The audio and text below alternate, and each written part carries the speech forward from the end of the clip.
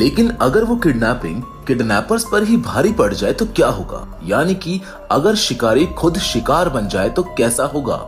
इस तरह की रोमांचक और खतरनाक कहानी आज हम आप सभी के लिए लेकर आए हैं। इसीलिए अब समय को और वेस्ट ना करते हुए चलिए शुरू करते हैं आज के इस कहानी को। Hollywood silver screen presenting Abigail. कहानी की शुरुआत में हम एबिगेल नाम की एक छोटी बच्ची को देखते हैं जो कि एक शानदार बैलेरिना होती है, यानी कि बेली डांसर। बेली डांस एक फॉर्म ऑफ आर्ट है और जो लोग इसको परफॉर्म करते हैं उन्हें बैलेरिना कहा जाता है। आगे हम देखते हैं कि एबिगेल अपना परफॉर्मेंस पूरा करने के बाद अपनी रोल्स रॉयस कार में घर जा रही होती है। असल में एबिगेल के पिता न्यूयॉर्क शहर के एक मशहूर आदमी हैं। वहीं दूसरी ओर बाहर कुछ लोग उसके बाहर आने का इंतजार कर रहे होते हैं और जैसे ही वो घर जाने के लिए निकलती है वो लोग उसका पीछा करने लगते हैं। उनकी बात करने के तरीके से लग रहा था जैसे वो कोई प्रोफेशनल क्रिमिनल्स हैं। उनकी टीम में 6 लोग थे जो सभी अलग अलग एरिया के एक्सपर्ट्स थे। वो लोग आपस में एक दूसरे का नाम और बैकग्राउंड के बारे में कुछ भी जानते नहीं थे। एबिगेल के घर पहुंचते ही उनकी टीम की हैकर सैमी ने एबिगेल के घर के सभी लॉक्स को हैक कर लिया, जिससे बाकी लोग इजीली उस घर में दाखिल हो गए। घर के अंदर जाते ही उनकी आंखें खुली की खुली रह जाती हैं, क्योंकि वो घर किसी महल से कम नहीं था। असल में उन्हें एबिगेल और उसके पिता के बारे में भी कोई जानकारी नहीं थी, क्योंकि वो अपने बॉस के अकॉर्डिंग ही काम कर रहे थे। अब जैसे ही एबिगेल अपने रूम में आती है तो वो लोग उसको मिलकर पकड़ लेते हैं। जॉय उसको इंजेक्शन लगाकर बेहोश कर देता है, पर तभी एबिगेल के डैड वहाँ पर आने लगते हैं, जिसे बाहर उनकी टीम के एक मेंबर जो कि स्नाइपर भी है रिकेल देख लेता है। वो उनको शूट करने वाला होता है कि तभी फ्रैंक जो उनकी टीम का लीडर था वो उसको बताता है कि वो लोग पीछे वाले गेट से बाहर निकल रहे हैं, इसीलिए वो उसको शूट ना करे। वो लोग बस बाहर आ ही रहे होते हैं कि तभी घर की सभी लाइट्स ऑन हो जाती है और एक लाउड अलार्म बजने लगता है, जिसके बाद वो सभी तेजी से गाड़ी की तरफ भागते हैं जिसे डीन ड्राइव कर रहा था। वो तुरंत ही उन सभी को वहाँ से निकालकर शहर के बाहर एक सुनसान जगह बसे घर में ले जाता है, जहाँ उनका असली बॉस लैम्बर्ट उनका वेट कर रहा था। लैम्बर्ट ने उन लोगों को 24 आवर्स के लिए एक टीम बनाया था। जिस घर में वो लोग आए थे वो भी किसी पुरानी हवेली से कम नहीं था।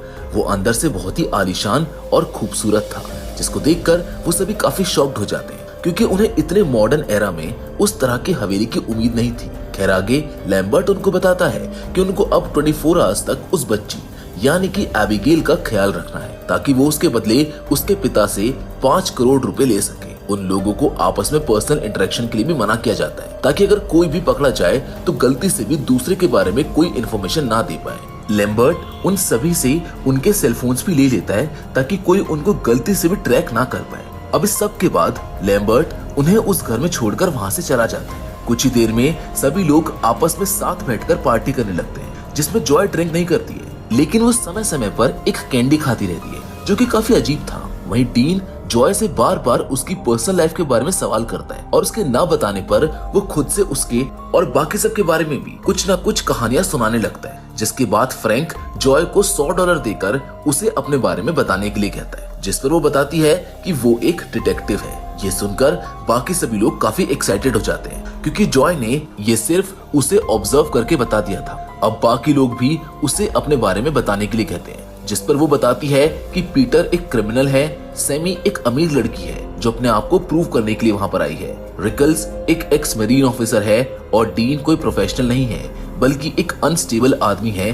जिससे वो काफी इरिटेट हो जाता है। इन सब के बाद फ्रैंक जॉय से कहता है कि वो एक नशेड़ी है, क्योंकि वो हमेशा कैंडी खाती और उसका रिकवरी पीरियड चल रहा है। इस सब पर जॉय कोई रिएक्शन नहीं देती है और एबिगेल से मिलने चली जाती है, क्योंकि उसको सिर्फ उससे मिलने की इजाजत थी, ताकि वो सिर्फ एक ही आदमी की आवाज सुने। एबिगेल को उन लोगों ने एक कमरे में बंद करके रखा हुआ था, जहाँ उसकी आंखों पर पट्टी बंधी हुई थी और उसके हाथ हथकड़ियों से बंधे हुए थे। जब जॉय उससे मिलने जाती है तो एबिगेल उसे उसकी आंखें खोलने के लिए कहती है, क्योंकि उसको डर लग रहा होता है, जिस पर वो अपना फेस कवर करके उसकी आंखों को खोल देती है। जॉय उसको बताती है कि उसे घबराने की जरूरत नहीं है, क्योंकि उसके डैड से पैसे मिलते ही वो लोग उसको छोड़ देंगे। जो सुनकर एबिगेल कहती है कि उन लोगों ने गलत इंसान को किडनैप किया है, क्योंकि उसके डैड को उसकी कोई चिंता नहीं है। इसी बीच एबिगेल जॉय से उसके परिवार के बारे में भी पूछती है, जिस पर वो बताती है कि उसका एक छोटा बेटा है जिसे एबिगेल जस्टिन कहकर बुलाती है। असल में ये सारे नाम असली नहीं थे, न ही जॉय का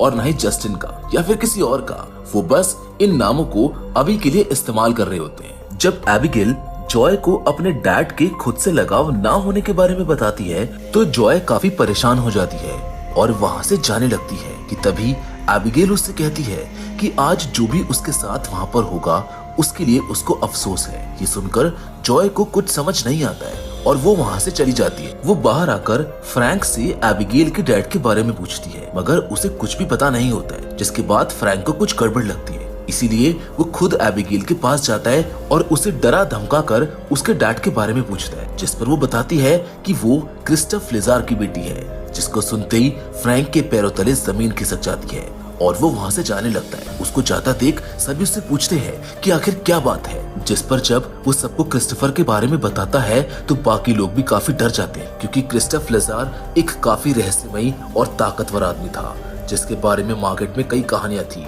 जो कि बहुत ही डरावनी थी। ये सब सुनकर वो आपस में काफी बात करते हैं, जिसके बाद फाइनली ये डिसाइड होता है कि 70 लाख पर हेड के लिए ये कोई बड़ा रिस्क नहीं है और वो